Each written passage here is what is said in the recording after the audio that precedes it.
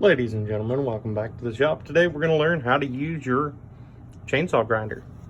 So, in just about every steel box and probably every box of chain you buy, have this little piece of paper that most people just throw away. Actually has some good information. If you look here, this one's a MS 170. On the box, it tells you we have a 63 PM3 chain. Roll it over here,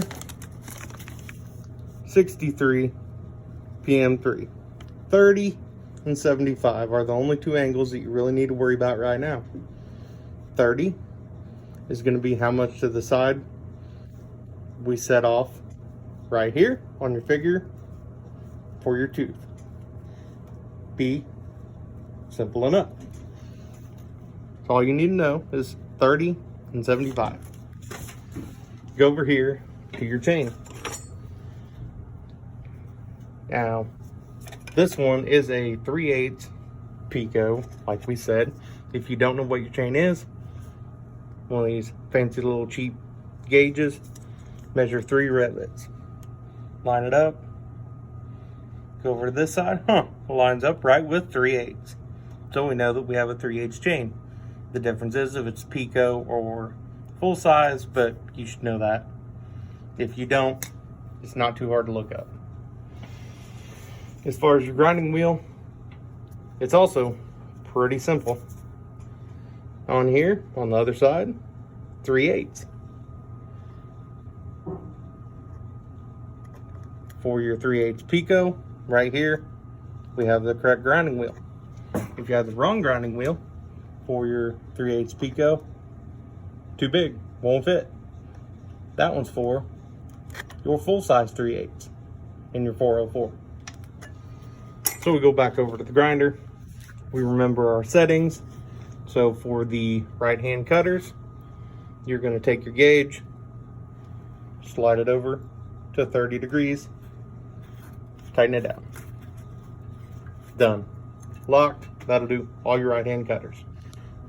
Now for your second number, 75, you would loosen this nut up right here and tilt this little gauge.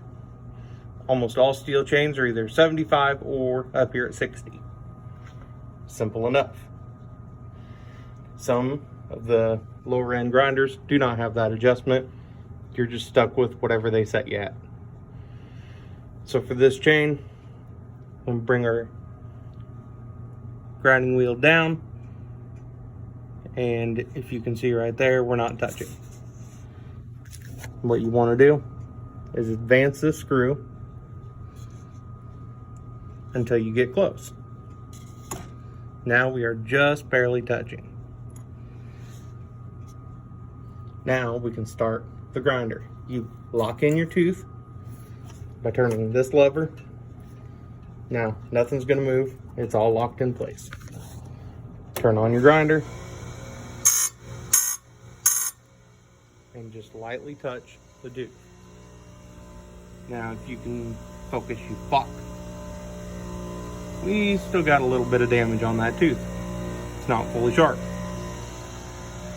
So loosen up your wheel. Give it just a touch more. Tighten it back down.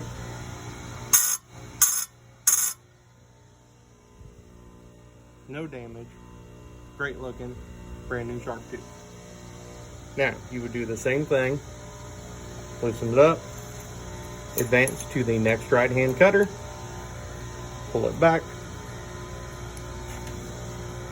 Ruh-roh. Apparently we didn't have that tight enough. Lock it down, not moving.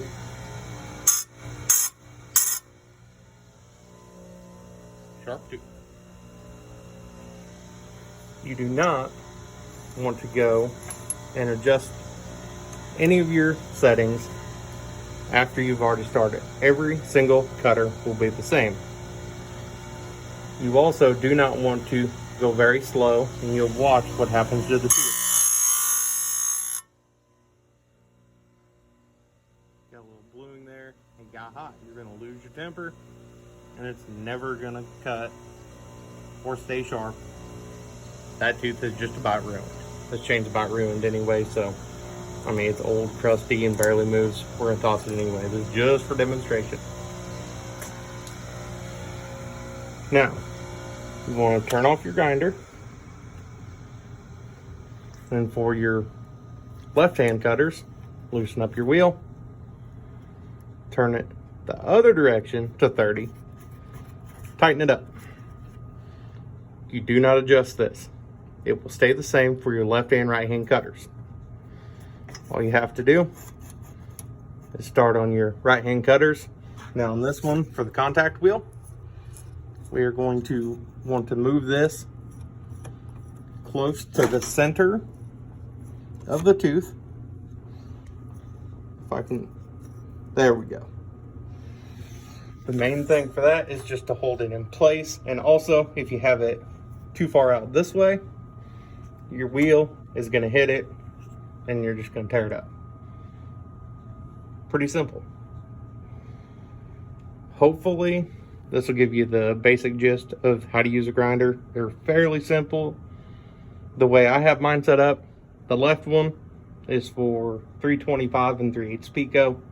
The right one does all the 3/8 full size and 404. Just makes it easier for me with all the chains I'm sharpening. Hopefully y'all enjoyed. Thank you for your time. Have a good night.